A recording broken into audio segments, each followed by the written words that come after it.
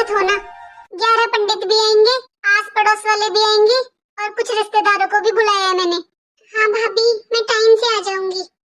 दीदी, बच्चों को रहने देना, आप अकेले आ जाना। पर भाभी।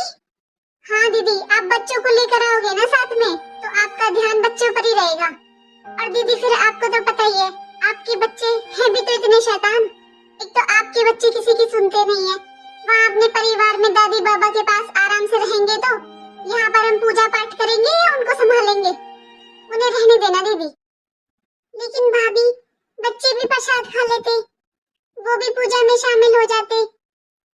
अरे दीदी, कैसी बातें कर रहे हो? श्राद्ध का खाना भला कौन खिलाता है बच्चों को?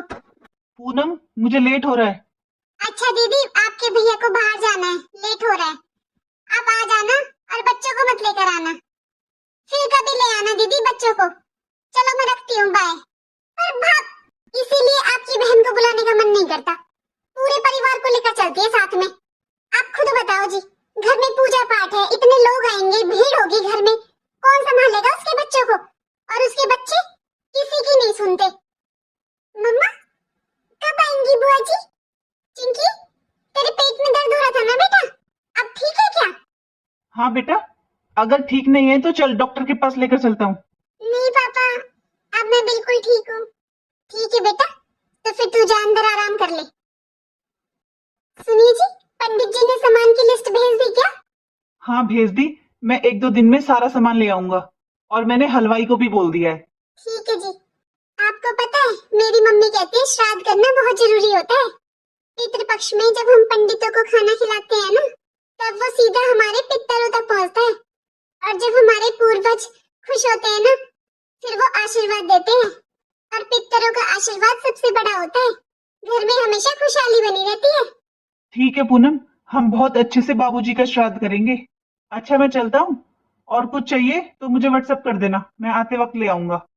हाँ जी ठीक है। अपनी बहन से पूछती हूँ, वो कब तक आएगी। उसे तो 1 हफ्ते पहले बुला लूंगी। अरे इतनी तैयारियां जो करनी है, उन्हें नाश्ता ही नहीं दिया। भूल गई क्या? दादी, चिंकी, दादी, आपको पता है, कुछ दिनों में बुआ जी आने वाली है। आज मेरी मम्मा ने फोन किया था बुआ जी को। अच्छा बेटा, पर ये बता, आज तो स्कूल क्यों नहीं गई? छुट्टी है क्या? नहीं दादी, रात को मुझे पेट में दर्द हो गया था, इसलिए मम्मा ने आज स्कूल नहीं भेजा मुझे। अब ठीक है? हाँ दादी, अब मैं बिल्कुल ठीक हूँ। चिंकी, एक बार अपनी मम्मी को बोल दे, मुझे नाश्ता दे देगी बेटा, मैं दवाई ले लेती फिर। दादी, आपने अभी तक नाश्ता नहीं किया? हाँ, तेरी मम्मी को घर के बहुत काम होते हैं ना बेटा, भूल गई होगी शायद। जा एक बार बोल दे। चिंकी। हाँ दादी बोलो। चिंकी, तेरा पापा कहाँ है बेटा? उसे बुला दे मेरे पास। 1 हफ्ता हो गया तेरे पापा को देखे हुए। दादी, अभी तो पापा गए ऑफिस, शाम को आएंगे ना, तब मैं उनको बोलूंगी, वो आपके पास आकर बैठेंगे। अभी मैं आपके लिए नाश्ता लेकर आती हूँ। एक ही घर में रहते हुए, अपने बेटे से मिले हुए कितने दिन हो जाते हैं। कितने प्यार और दुलार से पाला था, आज उसे एक बार भी अपनी माँ की याद नहीं आती। एक ही छत के नीचे अजनबियों की तरह रहती हूँ। कभी मेरा हाल चाल नहीं पूछता, नहीं मेरे पास आकर बैठता। सच में बुढ़ापा बहुत खराब होता है। माँ बाप बोझ बन जाते हैं अपनी औलाद पर। चिंकी, कहाँ थी बेटा तू? तेरी मौसी का फोन आया था, तेरा हाल चाल पूछ रही थी।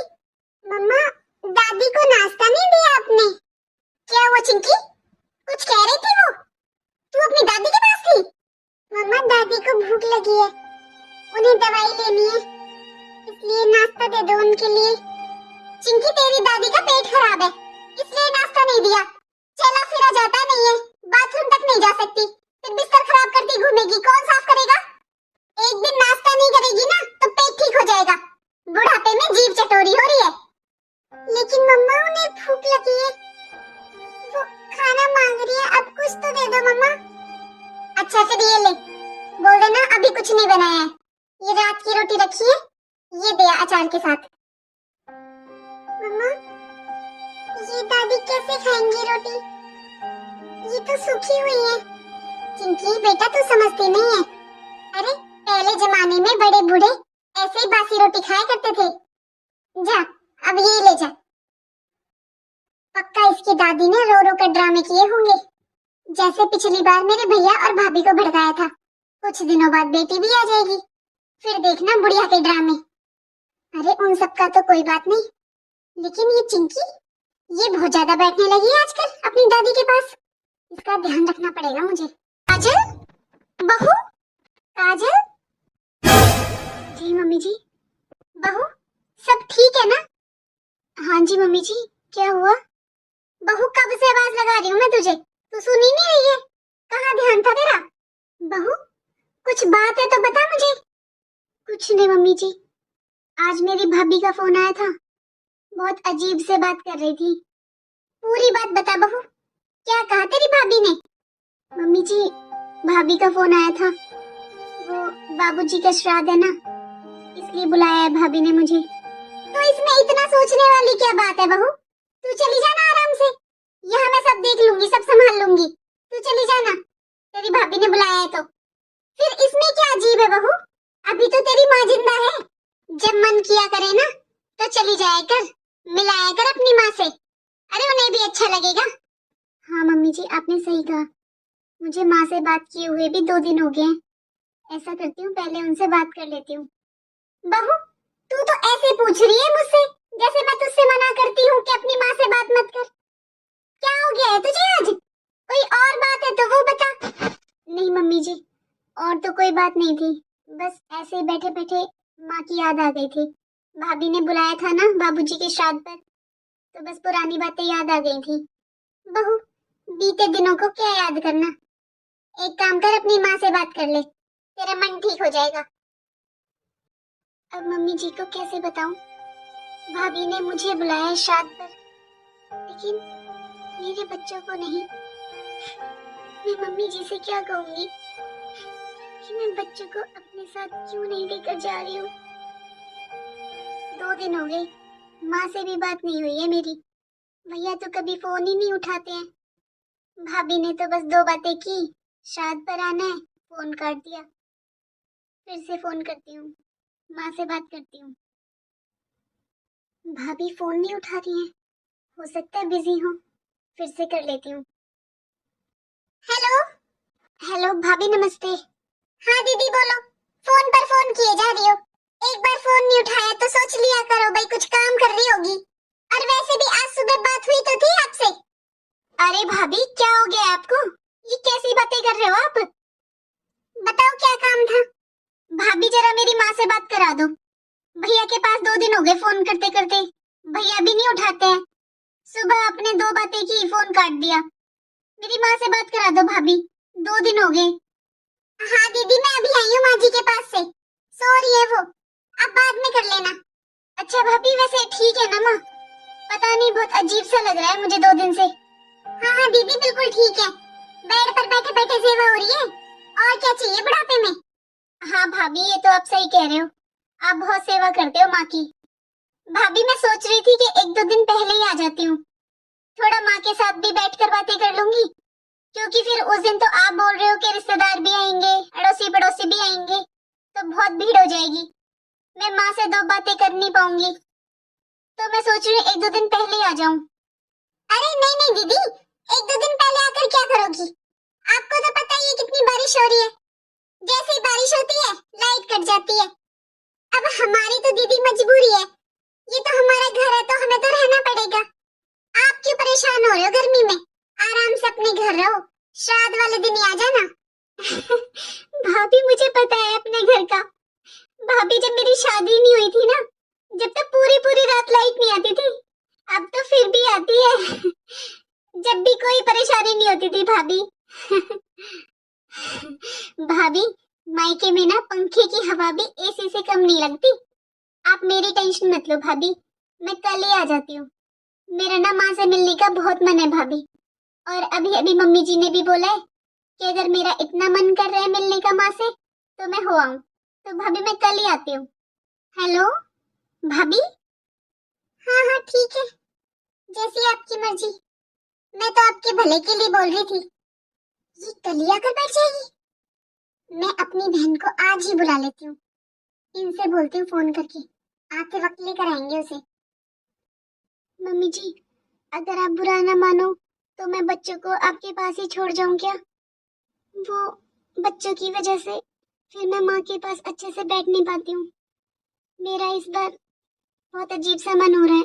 मैं सोच रही हूँ माँ के पास बैठकर दो बातें कर लूं।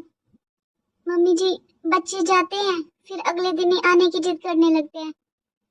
मैं सोच रही हूँ मम्मी जी कल ही चले जाऊं अपने मायके और फिर बाबूजी के श्राद्ध के बाद आ जाऊंगी। बहू मैंने तो तुझसे पहले भी कहा था कि चली जा। और हाँ, बच्चों के बिना तो हमारा मन भी नहीं लगता। बच्चों को तो हमारे पास ही छोड़ जाना, हम बहुत अच्छे से ध्यान रखेंगे उनका। थैंक यू मम्मी जी। मम्मा। चिंकी क्या हुआ बेटा? मम्मा आपको दादी बुला रही है। क्यों, क्या काम है तेरी दादी को? 2 मिनट आराम नहीं कर सकती क्या मैं? मम्मा दादी के कपड़े भी गंदे हो गए हैं और दादी की बेडशीट भी। दादी के रूम में बहुत बदबू आ रही है। चलो ना मम्मा एक बार साफ कर दो। चिंकी वैसे तुझे अपनी मम्मी की बिल्कुल भी परवाह नहीं है ना? तुझसे मैंने सुबह ही मना किया था ना कि कुछ मत देकर आ खाने के लिए। अरे ना कुछ खाती तो ठीक हो जाती अब तक। चिंकी बोल दे अपनी दादी को जाकर मम्मी थोड़ी देर आराम कर रही है, शाम को बदलेगी कपड़े। और रही बात बेडशीट की, बेटा वो हर 2 दिन में नहीं बदली जाती है, अगले संडे को धुलेगी वो। अब मम्मा दादी के रूम में से बहुत बदबू आ रही है। मम्मा अब कर दो ना एक बार दादी के कपड़े चेंज प्लीज मम्मा। अच्छा चल ठीक है करती हूँ। पता नहीं कौन सा जादू किया है इस पे, सारा दिन दादी दादी दादी। देखो माँ जी जब तक आपकी तबीयत ठीक नहीं हो जाती है ना आप नीचे ही सोना। माँ जी मुझे घर में और भी हजारों काम होते हैं, मैं तो रोज रोज बेडशीट धुल नहीं सकती और ना ही हर टाइम आपके कपड़े धुल सकती हूँ। और मैं भी इंसान हूँ माँ जी, बदबू आती है आपके कपड़ों से। अभी भी उल्टी आ रही है मुझे, सुबह से 2 बार तो कर चुकी हूँ। बहू मेरे लिए दवाई मंगवा दे। अरे माँ जी दवाई तो आ जाएगी पर थोड़ा अपनी जीभ पर भी कंट्रोल कर लो और बार बार आवाज मत दिया करो, हजारों काम है मुझे। दादी दादी आप ऐसे नीचे क्यों बैठे हुए हो? चिंकी मेरे चश्मे देना बेटा, वहाँ टेबल पे रखे हैं शायद। दादी मम्मा ने बेडशीट भी चेंज कर दी है, फिर आप ऐसे नीचे जमीन पर क्यों बैठे हुए हो? ऊपर बेड पे बैठो ना दादी। अरे बेटा मेरी तबीयत ठीक नहीं है ना, तो फिर बेडशीट गंदी हो जाएगी। मैं तेरे पापा से दवाई मंगवाऊंगी, फिर जब ठीक हो जाऊंगी ना जब बैठूंगी बेड पे बेटा। अरे तेरी मम्मी को भी बहुत काम होते हैं, वो बार बार बेडशीट नहीं बदल सकती बेटा, परेशान हो जाती है वो भी। चिंकी बेटा एक बार तेरी मम्मी के फोन से तेरी बुआ से बात करा दे मेरी। दादी मैं अभी लेकर आती हूँ मम्मा का फोन। वैसे आपको पता है दादी बुआ जी कल आएंगी, मैंने खुद सुना था मम्मा को बात करते हुए फोन पे। अच्छा कल आएगी दादी, मैं अभी पापा के पास फोन करके बताती हूँ, वो आपकी दवाई ले आएंगे शाम को। हमेशा खुश रहे मेरी बच्ची। भैया। अरे काजल तुम? नमस्ते भैया। नमस्ते भाभी। बुआ जी नमस्ते। चिंकी ये ले बेटा, तुझे ड्राई फ्रूट्स पसंद है ना? थैंक यू बुआ जी। काजल तू अकेले आई है, फोन कर देती मैं ले आता तुझे। भैया मैंने सोचा कि आपको क्या परेशान करना, आपको वैसे भी बहुत काम होते हैं, मैं तो कैब से आ गई भैया। अच्छा अच्छा चल कोई नहीं, बैठ तू, मैं एक बार जाता हूँ बाहर। हाँ जी आप जाइए, आपको लेट हो रहा है। दीदी के साथ तो मैं हूँ, वहाँ सब आपका इंतजार कर रहे हैं। कहाँ जा रहे हो भैया? हाँ मैं एक बार तेरी भाभी की बहन को लेने जा रहा हूँ। अरे बाबूजी का श्राद्ध है, बहुत काम हो जाएगा उस दिन, बहुत लोग इकट्ठे होंगे, तो थोड़ी काम में हेल्प हो जाएगी ना। और भाभी कैसे हो? हाँ दीदी, मैं ठीक हूँ। ये अच्छा हुआ दीदी आप बच्चों को लेकर नहीं आई।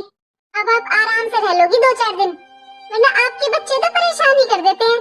चिंकी को देखा है आपने? कितने शांत स्वभाव की है। पता नहीं बिल्कुल भी शैतानी नहीं करती चिंकी तो। हाँ सही कहा भाभी आपने। वैसे तो हमारी चिंकी बहुत शांत स्वभाव की है। वैसे भाभी माँ कहाँ पर है? माँ दिखाई नहीं दे रही, वरना वो तो इधर ही सोफे पर बैठी रहती थी। वो अपने रूम में है दीदी। ठीक है भाभी, मैं इधर माँ से मिल लेती हूँ।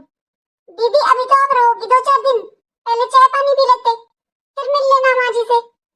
आप करेंगी दोनों माँ बेटी मिलकर बहू की चुगली। माँ, माँ, माँ, आप ऐसे नीचे जमीन में यहाँ क्यों सो रही हो माँ? बेड पर सो जाओ ना। बुआ जी मम्मा ने बोला है दादी को नीचे सोने के लिए। पर क्यों चिंकी? क्यों बेटा? दादी का पेट खराब है ना, इसलिए दादी कपड़े गंदे कर देती हैं बार बार। कल दादी ने बेडशीट भी गंदी कर दी थी, कपड़े भी गंदे कर दिए थे। फिर मम्मा से धुलते नहीं है ना बार बार, इसलिए मम्मा ने दादी को कल से खाना भी नहीं दिया है और दादी ऐसे ही नीचे सो रही है। क्या? माँ, आपने कल से खाना नहीं खाया? माँ, आपने कल से खाना नहीं खाया? बेटा बार बार फिर कपड़े खराब हो जाते हैं, फिर बहू से धुले नहीं जाते, इसलिए फिर खाना नहीं दिया बहू ने। माँ, आपने भैया को बताया होता ना, भैया दवाई लेकर आते, दवाई खाते। माँ आप ये क्या तरीका है कि कल से खाना नहीं खाया? ऐसी कौन सी तबीयत ठीक होती है माँ? तेरा भाई तो मेरे पास आता भी नहीं है बेटा। कभी कभी चिंकी मेरे पास आ जाती है, बाकी कोई इस कमरे में नहीं आता। क्या भैया आपके पास आते भी नहीं है? लेकिन माँ, मेरी 2-3 दिन पहले आपसे बात हुई थी फोन पर, तो आपने मुझे कुछ बताया भी नहीं। पहले आप खड़े हो माँ, चलो बेड पर बैठो। कोई बात नहीं बेटा, मैं यहीं ठीक हूँ, यहाँ कोई परेशानी नहीं है। खामखा बेडशीट खराब हो जाएगी। अरे बेडशीट खराब होगी ना तो होने दो माँ, मैं हूँ यहाँ पर, मैं कर दूंगी साफ। चिंकी बेटा तू थोड़ी देर दादी के पास बैठ जा, मैं दादी के लिए कुछ खाना लेकर आती हूँ। ठीक है बुआ जी। तो बहनें मिलकर सारा काम संभाल लेना। दीदी वैसे आपने मेरे लिए न्यू ड्रेस ले ली है ना? मैं न्यू ड्रेस ही पहनूंगी उस दिन, क्योंकि आप बता रहे थे ना आपके भी बहुत गेस्ट आएंगे। अरे नहीं नहीं, आज शाम को ना अपने जीजू के साथ तुम मार्केट चली जाना और अपनी पसंद से ले आना। तेरे जीजू बहुत पैसे खर्च कर रहे हैं बाबूजी के श्राद्ध पर।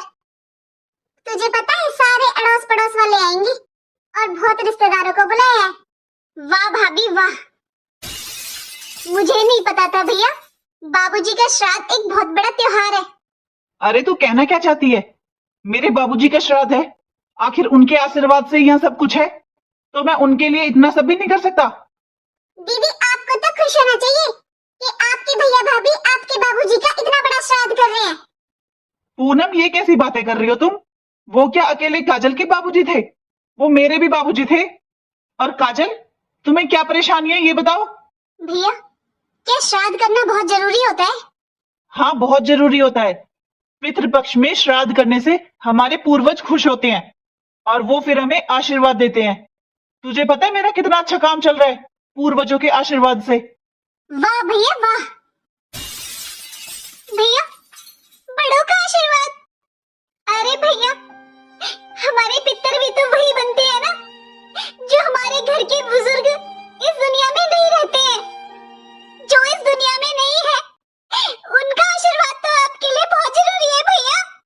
लेकिन जो जीती जागती आपकी माँ उस कमरे में बैठी हुई है, उसका आशीर्वाद कुछ मायने नहीं रखता आपके लिए। उसके तो आप कमरे में भी कदम नहीं रखते हो, एक एक हफ्ते तक अपनी माँ के पास तक नहीं जाते हो आप।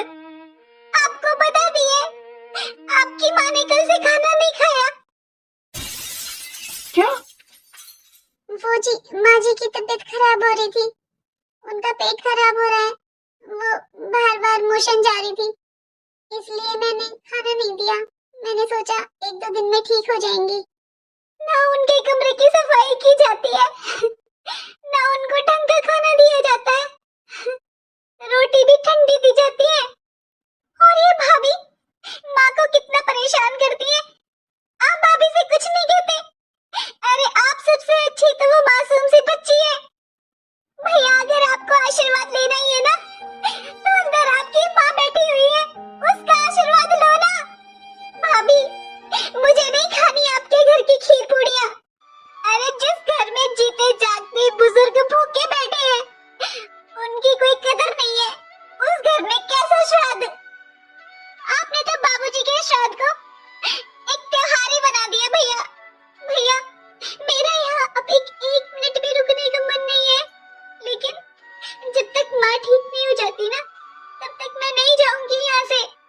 भैया आप बाबूजी का श्राद्ध कर रहे हो ना, वो स्वीकार करेंगे आपका ऐसा श्राद्ध।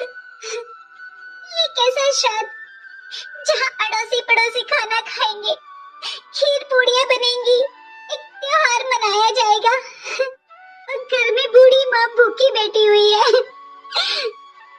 काजल, बहन मुझे माफ कर दे। मैं आज से ही अपनी माँ का खुद ध्यान रखूंगा। दीदी मुझे माफ कर दीजिए। आज आपने हमारी आंखें खोल दी। सही कहा दीदी आपने। हमारे पितर वही तो बनते हैं जो हमारे घर के बुजुर्ग इस दुनिया में नहीं रहते। जो इस दुनिया में नहीं है, उनका आशीर्वाद तो सबको चाहिए, लेकिन जो इस दुनिया में है हमारे बुजुर्ग, उनका आशीर्वाद कोई नहीं लेता। दीदी जो हो गया उसे तो मैं बदल नहीं सकती, लेकिन मैं आपसे वादा करती हूँ, आज से माँ जी का बहुत अच्छे से ध्यान रखूंगी। हाँ काजल, आज के बाद तुझे माँ की चिंता करने की कोई जरूरत नहीं है। मैं खुद माँ का ध्यान रखूंगा। भैया आपको ज्यादा कुछ करने की जरूरत नहीं है। आप तो बस माँ के पास चले जाया करो। माँ तो आपको देखकर ही ठीक हो जाती है। दीदी आप चुप हो जाओ। हम आपसे वादा करते हैं दीदी, आज के बाद माँ का पूरा ध्यान रखेंगे। हाँ काजल, मैं पूरा ध्यान रखूंगा माँ का।